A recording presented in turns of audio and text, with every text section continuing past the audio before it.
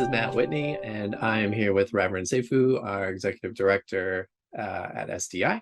So, Reverend Seifu, we've learned some lessons from our 2022 conference, particularly from some of the challenges we faced doing this in a hybrid format.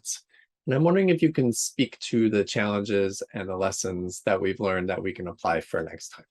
Yeah, so last year we did an all virtual conference, right? And we had over 1,500 people. It was rich, it was involved, it had a lot of participation. We had lots of workshops and keynoters, and that went extremely well, which probably gave us a false sense of knowledge of security. We've also been doing in-person conferences for many years at SDI, actually decades, collectively, institutionally. So we know how to manage those. But managing both of those together in a hybrid setting is something that we did not have experience with, and which requires a very particular skill set.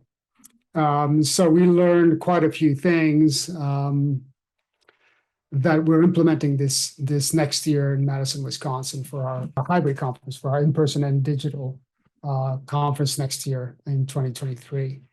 And that involves having an audiovisual team that really understands what Zoom is and what a hybrid conference is, that has the PCs in place and the infrastructure, the bandwidth requirements, the knowledge of audio that is necessary to make for a successful hybrid conference. And so we have very high degree of confidence in our 2023 AV team because of their vast experience doing these kinds of events.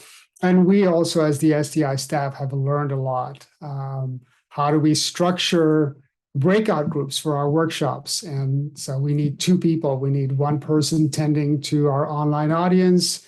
We need one person tending to our in-person audience. Those two people need to coordinate very closely together.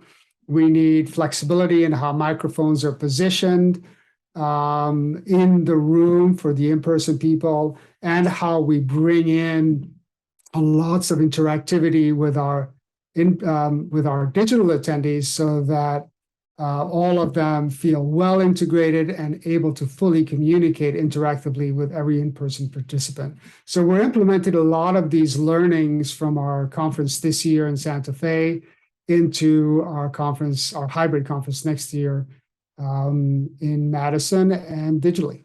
Yeah, thanks for that. So you speak to the technical challenges we had and are getting a handle on those, but can you also speak to the community aspects? I think one of the big takeaways was the feeling of distance between what was happening in person in Santa Fe and the people who were attending virtually. How are we going to make that distance smaller for folks attending online going forward? Yeah, so one of my biggest frustrations in Santa Fe was that I was speaking to, or I thought I was speaking to, our online participants and addressing them and inviting them in, and in many cases apologizing for the issues that we faced in the first couple of days of the conference. And I was speaking to a void because we had lost connectivity completely. Right. So that's why I was emphasizing the PCs and the bandwidth and all of the technical aspects. But it's really about being very mindful that we have a hybrid audience. It's also things like having the cameras in the hall facing towards the audience as well as towards the stage. Right. And same thing with the breakout rooms, facing towards participants in the breakouts, in-person breakouts, as well as to any speakers, presenters, workshop presenters, so that the online audience feels completely included in every aspect, doesn't just have one perspective on the stage, which is a kind of lends itself to passive spectator viewing rather than engaged deeply interactive experience. And so it requires all of us speakers, me as the host and other hosts that'll be there, all of the keynote speakers, all of the workshop presenters, to be very mindful and alert to our online audience, to make sure that they are as fully involved with the proceedings as the in-person audience. So we have recently announced and launched registrations for our 2023 conference happening in May in Madison, Wisconsin. Can you share a little bit about the process of selecting a host city for our conference and what people can expect when they come in person? Yeah, so the process of selecting venues for our conferences, for our in-person conferences, for our hybrid conferences now is fairly involved. We went through proposals from 12 different cities across different regions in the country. Cost and affordability is one important component, meaning are the hotels affordable? Is it easy to get to for our participants? Is the convention center well equipped? Can it handle our infrastructure needs? Is it affordable? So we considered lots of different factors before settling on Madison. Madison is situated very centrally, which makes it easily accessible, obviously, to people from the Midwest, many of whom will be able to just drive there or take a train or a short hop airplane. But it's also easily accessible to our East Coast participants, our West Coast participants. So being in the heart of the country and ease of access is very important.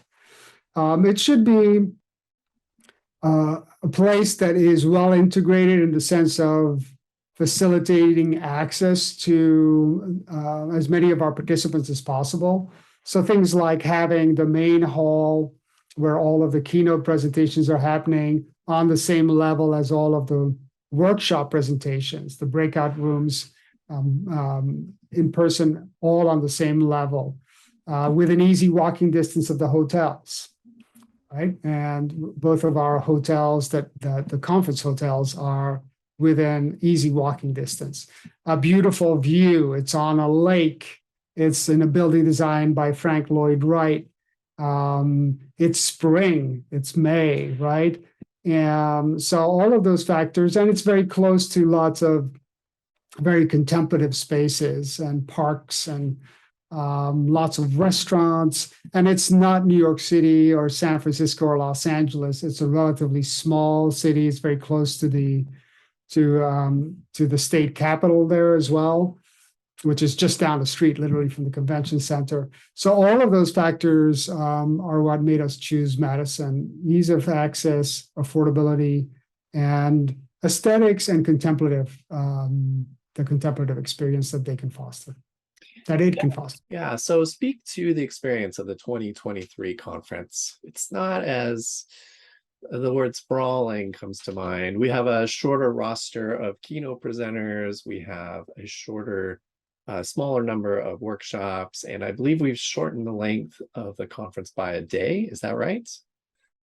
Yeah, it's going to be 3 days, so it's just about the same. It's a half day shorter than usual. Okay. It's a half day shorter, and that's also to make it easy for people to get back, right? So it's on a full day Thursday, full day Friday, full day Saturday, and it ends Saturday at 5:30, which means that people can travel back to their cities of origin on Sunday, taking early flights if they wanted to make any connections that might be necessary. So, but thank you for asking about the theme. So spaciousness is important.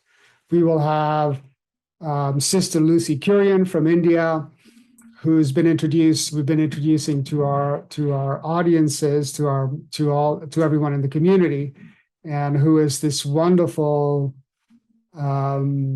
spiritual guide, director, companion to 85,000 street children and women and girls who have been thrown out on the streets of India, through almost 50 different shelters where she and her staff take these folks in and help them, guide them spiritually, but also provide nourishment, lodging, educational opportunities, engagement opportunities, and healing opportunities. And so Sister Lucy is a wonderful ambassador for our conference theme, which is kind of the intersection of mysticism, contemplation, spiritual direction, spiritual companionship, and engagement with those folks who are marginalized, distanced, removed from the mainstream of our societies. So she's a perfect ambassador. The conference itself will be much more spacious because we'll have only 2 keynote presenters and 16 different workshops as opposed to 32, and often more than that in the past. The 2 keynote speakers means that we will have lots of spaciousness for moments of communal discernment and reflection after each of the keynotes. Will be set up in such a way that after each keynote, we can spend a good amount of time processing with each other. The community can spend a good time, both online and in person, communing with each other and processing what the keynoter said and our responses and experience of it. We'll have the 2-hour lunches. We'll start at 9 o'clock in the morning, which leaves spaciousness for morning contemplative practices. We'll end most days at 5 or 5:30, which gives a lot of spaciousness for dinners and opportunities for the community to engage in other settings with each other.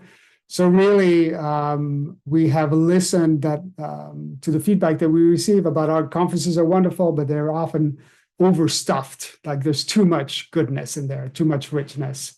So this one, by design, will be much more spacious and contemplative. Can you reflect on the theme of the conference? So we're calling it Essence.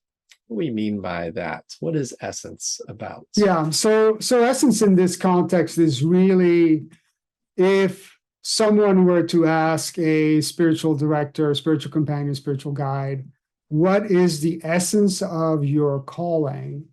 I think a lot of us would quickly answer deep listening, or witnessing, or communing, supporting, right? We'd use words like that. And the one that we're focusing on is really the contemplative substrate, the contemplative underpinning, the contemplative ground that sustains our practice as individuals and as spiritual companions as well, right? We draw strength from our prayer, from our meditation, for our contemplative engagements of various kinds. That's what informs our calling. That's what allows us to live into love with a capital L, right?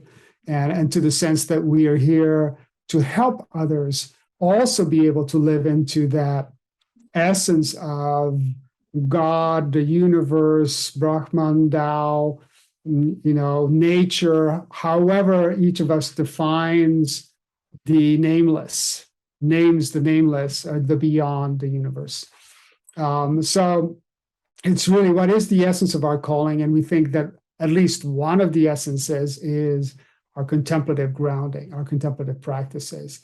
So that's a key component of what we wanted to highlight and bring out in this year's, in the 2023 conference, is the importance of contemplation, the importance of engagement, however that engagement, that was the theme of this year's conference, is how do we engage with the world? And there's lots of different ways as spiritual directors and companions. There's lots of different ways to do that. And all of us do it either one-on-one or one-to-many, or as Sister Lucy shows, by running, these shelters and these homes for folks who really need it. So lots of different ways, but that's all. What is the essence of our calling is what we are bringing attention to. That's beautiful. Thank you. Okay, so can you now offer an invitation for folks to come to our conference in Madison, register for the conference, and let our community know that we have special pricing if people sign up early? Yeah. So please join us in Madison, Wisconsin on May 4th, 5th, and 6th, 2023, in person or digitally. This is going to be a wonderful conference with Sister Lucy, and one a very special other keynoter whom we'll be announcing shortly, with all of our workshop presenters, with all of the community and the staff. If you sign up before September 20th, 2022, you'll get special pricings, what we call the early bird pricing, EEB pricing. And that's $299 for members, which is a really good price. After that, it'll go up to $399 for the early bird, and after probably the end of January, it'll go up to $499 for members. It's more expensive for non-members. It's actually $100 more expensive for each one of these stages. $79 covers the cost of membership. So whenever you become a member, you will save money. The savings will cover the cost of membership, and you'll have money left over on top of that. Plus, you'll be able to benefit from savings on every offering that we make at SDI. So Madison in May, spring, sunshine, the lake, contemplation, community with each other, spaciousness, warmth, beauty, and also the ability to comfort and speak to one another in ways that only spiritual directors and spiritual companions can do with each other as a community. So we hope to see you there.